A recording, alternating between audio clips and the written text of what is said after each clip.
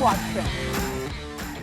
What is up, Watch fam, and welcome to Ask T&H episode 129. I am Christian from Theo Harris, and before we jump into today's episode, we'll do a quick wristwatch check. I am wearing a two-tone Rolex Datejust, reference 1600 with the smooth bezel. This watch is absolutely, gorgeous. It was listed in the watch shop at theoandharris.com yesterday. I'm not sure if this is still available because it's Friday right now and hasn't been listed yet, but you should really go on and check that out, because either way, whether you're interested in buying it or not, taking a look at these photos is just, to me, just awesome. I mean, for any watch geek, you should really just take a look at the case and take a look at the dial, because they're both just very, very beautiful.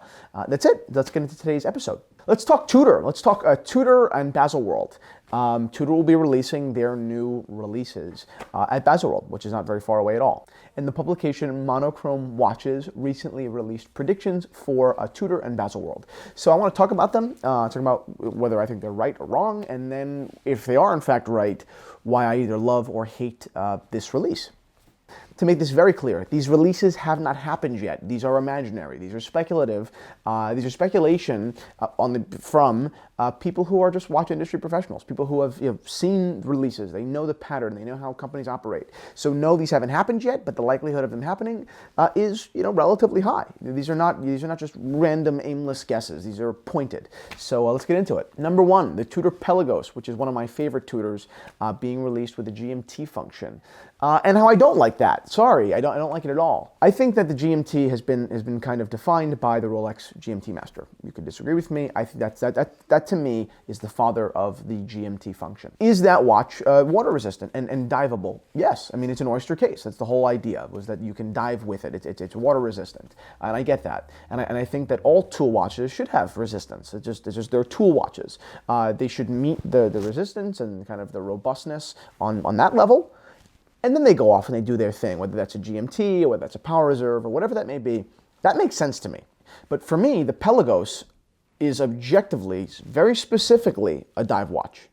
It's not a GMT watch that can also dive. To me, the Pelagos is just downright a badass, actually probably my favorite Tudor dive watch.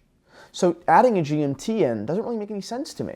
Does it make sense for their consumers? Maybe, because the Pelagos probably isn't being worn by divers. It will probably be used as a GMT more than as a diver if they introduce it as a GMT. But still, to me, the design and the intent, the purpose of the watch, does not line up with the GMT kind of like function and lifestyle. It's a diver. It's a thick, badass, 42 millimeter, gorgeous, in my opinion, dive watch.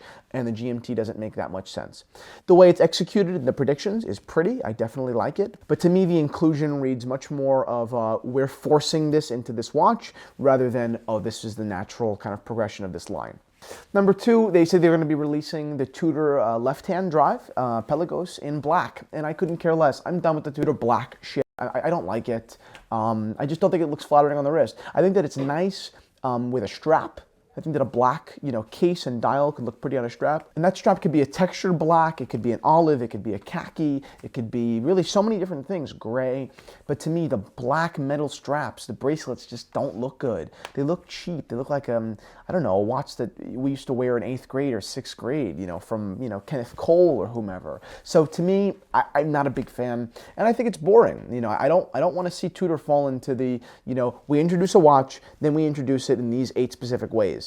It becomes no longer unique at all. If every watch becomes the same, or to me, it's no longer special. So I'm not a fan of this projection to release the left-hand drive in black. Next was the Tudor North Flag, but instead of a power reserve, as it is currently, a dual time.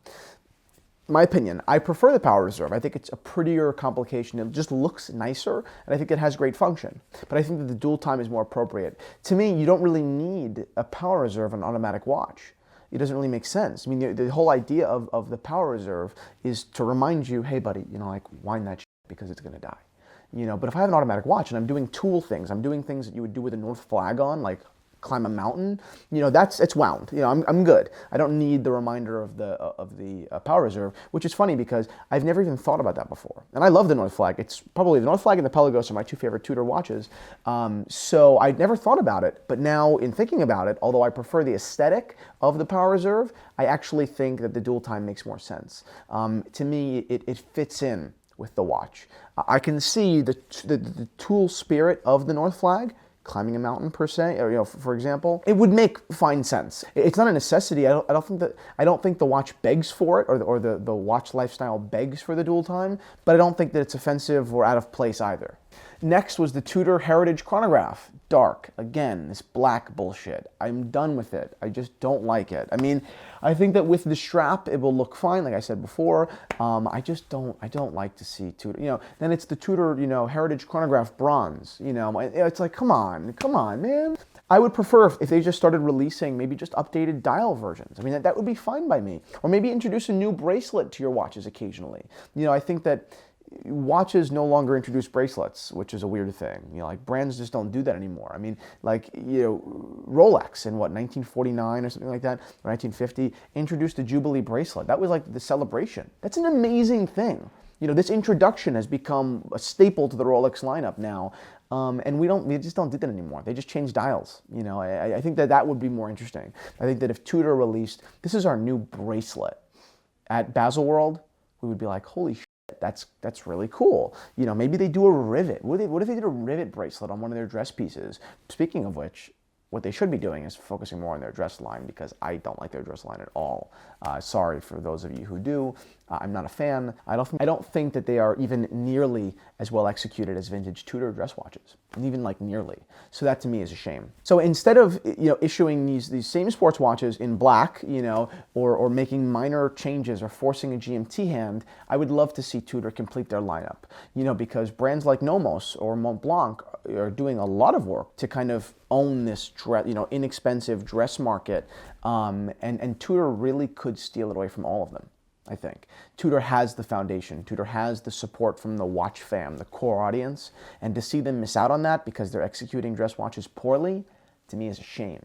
So that would be the most exciting release from Baselworld. Not a particular watch, but a well-executed Tudor dress piece. Is the Black Bay 36 a dress piece? It runs on the line. It's a refined sports watch, but I think that it makes sense. I think that maybe something even a little bit more dressy, not for a tux, but something just something like the vintage Tudors that we stock and sell on theoharris.com. I mean, these were amazing watches. These jumbo 38s. I mean, almost Milgauss looking watches.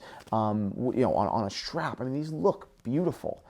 So that to me is the shame here. So I really, really do hope that Tudor releases something that shows they spent a lot of time developing, completing their brand. That would mean a lot. I'm so proud of Tudor. I mean, like, as a watch geek with no affiliation, with no financial interest, I'm just happy that the Tudor brand came back and Rolex is living vicariously through them with beveled lugs and with these awesome, just cool things that they're doing with a little faux patina, and I love it. I do.